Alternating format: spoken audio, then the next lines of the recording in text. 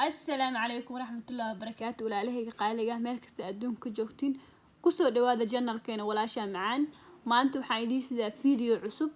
كاسو كهل دون إن شاء الله على مدى أوركا كي فيديو جمال لو أن كسو هلا يكون بحرين هاي وبارتوجي سوي إن شاء الله مركا فيديو كان كسو ما لو كان كسو هلا على مدى أورك وحوها أورك يرير واي أبايوينك يريرو إلهي أولاد سيي أو ku cusub tahay aan ugu faa'iideeyo insha Allah marka waxaan rabaa inaan sii wado video maadaama oo videoga oo yaray waxaan rabaa inaan dhameystirkiisii aan keeno marka calaamadihii bilowgan ka soo hadlay hadda laakiin waxaan rabaa inaan ka hadlo calaamadaha markay hooyada xooga uurka leedahay waxyaabaha ay dareentaan rabaa inaan ka hadlo insha Allah markay hooyadii waxyaabaha marka waxaa fiican in videoga hor soo fiirsato ila socoto marka calaamadihii aan soo sheegay hooyada markay dareento waxyaabaha kale oo ku xiga waxa waaye dhabar xanuun badan ay imaanayo ururka marka xooga oo meel dhex marayo dhabar xanuun zaid ah imaanayo waxa la rabo hooyada dhabarkeeda u naxdo ee maanta rogman ee wax culays qaadana loo baahan yahay ee dhabarkeeda u turto shaqo badan ay sugayso hooyada foola sugayso marka waxa kamid calaamadahaas dhabar xanuunkaas kamid waxa kamid wareer badan oo imaanayo xilliga uurka wareerkaasna waxyaabaha keen waxa kamid dhiig la'aanta marka saa idin kugu soo sheego oon raban in gabdhaha u ogaadaan calaamadaha uurka markay saas u ogaadaan in uur leeyahay waxa fiican in dhakhtarkooda la xiriiraan si ay u helaan kiniiniyaal oo maxay ahayd dhiig u soo celinayo waayo hadii hooyada aysan cun wax dhiig u soo celiyo markii hadhow ay foolanayso waxa nafteeda ayaa halis galaysa dhiig badan ka bixi kara qaliina lagu sameyn karaa lama ogaan karo xaalad see noqonaysa marka waxa muhiim ah in ay la socoto xaaladda nolosheeda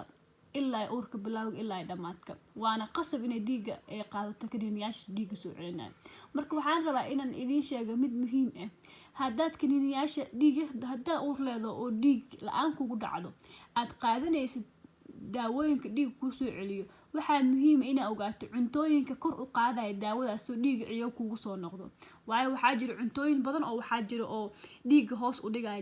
hadda waxa tusaalaha kaga soo qaada qofka hooyada markay dhiig la'aan ku dhacdo kiniiniga cunayso shaaha markay cabto maada shaaha waxa ku jirto hoos u dhigaysa kiniinigaas xawligiisa oo waqti dheer ay ku qaadanayso in dhiig ku soo noqdo marka iska ilaali caanaha shaaha kafeega amba qaxwada iska ilaali waxa badsataa cabitaan limon balmada shiido ama miiro timirta aad ay u fiican tahay waxyaabaha kale oo fiican waxa kamid broccoli geedka la dhahayo iyo strawberry geedka la dhahayo aad ay u fiican yihiin jirka hore kor u soo qaadaan daawooyin maxay ahayd kiniiniyaashaasiti marka waxa kamid ah oo kale laabjeexa iyadana aad loo sheegay in xilliyada uurka ay keenayso hooyada ay ku dhacayso marka laabjeexaas iyadana waxa loo baahan yahay gabadha markay isku aragto inaysan isdihin xanuun ma ku haayo jirro ma ku hayso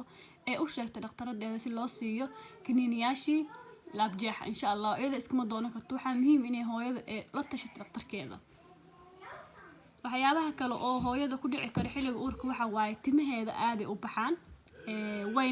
wayna bataan wayna badanayaan wayna dheeraahayaan laakiin waxa laga yaabaa hooyada markaas markay dhashay timaha inay ka daataan laga yaabaa marka aydan waa normal waxyaabaha kale oo aydan ay isku arki doonto waxa kamid ah nabra wajiga ka soo baxayo iyo jirku isbedelayo waxyaabo mid madow wajiga ka soo baxayo marka insha Allah videogan aad ku dheeray mara walaalahayga qaaliga cuntooyinkan waa ka soo hadli doona insha Allah maanta intaan nagu egtaa waa maasantiin insha Allah